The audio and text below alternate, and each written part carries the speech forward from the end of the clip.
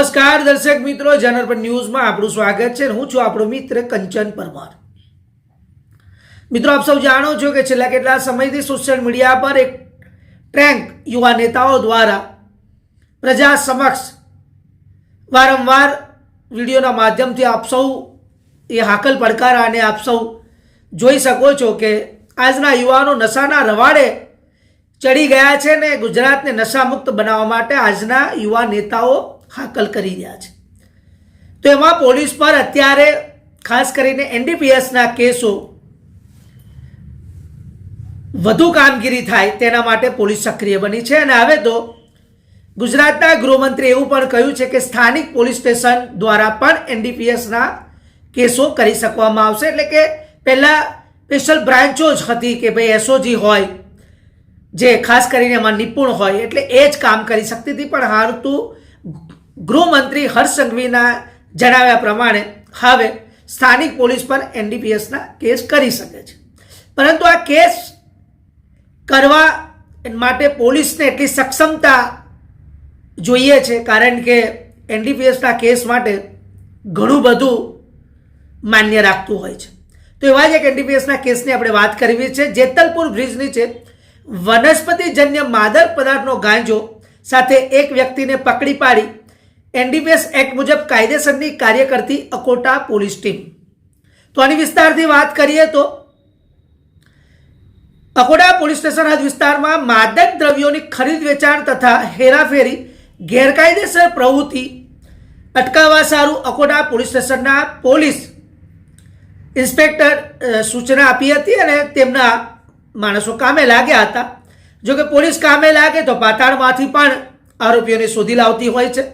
DB Baldania અકોટાના PI છે અને તેમની સૂચના અનુસાર પોલીસ સ્ટેશન હદ વિસ્તારમાં નાર્કોટિક્સની પ્રવૃત્તિ સાથે સંકળાયેલા શંકાસ્પદ ઇસમો ઉપર જરૂરી હોત તપાસ રાખી સતત પેટ્રોલિંગ રાખી કાયદેસરની કાર્યવાહી કરવા અંગે સૂચના માર્ગદર્શન હોય તે આધારે પોલીસના જવાન અમરદીપસિંહ પ્રતાપસિંહ, જેમને એક બાતમી મળે છે અને આ બાતમી મળી હતી કે ચિત્રસેન સમરસેન કુરીલ જે રહે વીએમસી ફ્લેટ ટીપી 13 છાણી જકાત નાકા વડોદરા નાનો લાલ કલરનો શર્ટ પહેરી જેતલપુર બ્રિજ નીચે ખુલ્લી જગ્યામાં પોતાની પાસે ગાંજાની પડીકી લઈને આટા ફેરા મારે છે.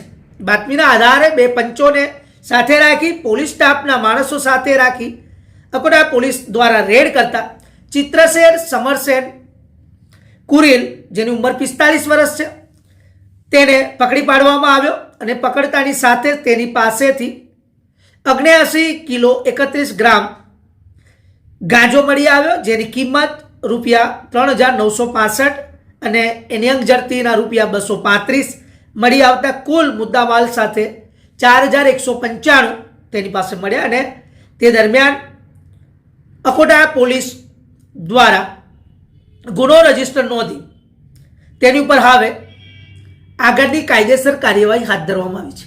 આ માલ ક્યાંથી લાવ્યો છે, કોની પાસેથી લાવે છે, કેટલા સમયથી વેચાણ કરે છે, સમગ્ર પૂછપરછ હવે તેની કરવામાં આવશે. તો આમ વડોદરા શહેર પોલીસ કમિશનર નરસિંહા કોમર દ્વારા એનડીપીએસના વધુ કેસો નોંધવામાં આવે એટલે કે આવા ગુનાઓ વડોદરામાં બને જ નહીં, વડોદરા નશામુક્ત રહે. આપ સૌ જાણો છો કે ડ્રગ્સનો નશો સૌથી ખરાબ છે. ડ્રગ્સ, ગાંજો, ચરસ.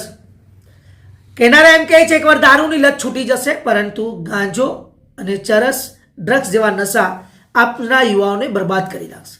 તો આપના બાળકો પણ આ કદાચ અમારા અહેવાલથી અમે તમને જણાવવા માંગીએ છીએ કે આપના બાળકો આવા કોઈ નશાના રવાડે ચડે નહીં તેનું પૂરતું ધ્યાન રાખશો. અને જો રવાડે ચડ્યા હોય તો એના લક્ષણો તપાસી એ બાળકનું ભોજન ઓછું થઈ જાય, એ બાળકની નિંદ્રા વધુમાં વધુ વધી જાય, આ બધા લક્ષણો તપાસજો અને આપણા બાળકો પર સંપૂર્ણ ધ્યાન રાખી વ્યસન મુક્તિના અભિયાન તરફ આગળ વધીએ. આપણે પણ પોલીસનો સહકાર બની આપણી આજુબાજુમાં આવી ગુનાહિત પ્રવૃત્તિ થતી હોય, ચરસ, ગાંજો, ડ્રગ્સ વેચાતું હોય તો પોલીસને જાણ કરીએ અને જાગૃત નાગરિક તરીકેની સેવા ફરજ અદા કરીએ. તો તો આવા નવા સમાચાર જોવા માટે આપ સૌ જોડાઈને રહેજો જનઅર્પણ ન્યૂઝ સાથે. અમારી ચેનલને લાઇક, શેર અને સબસ્ક્રાઇબ કરજો. ધન્યવાદ. નમસ્કાર.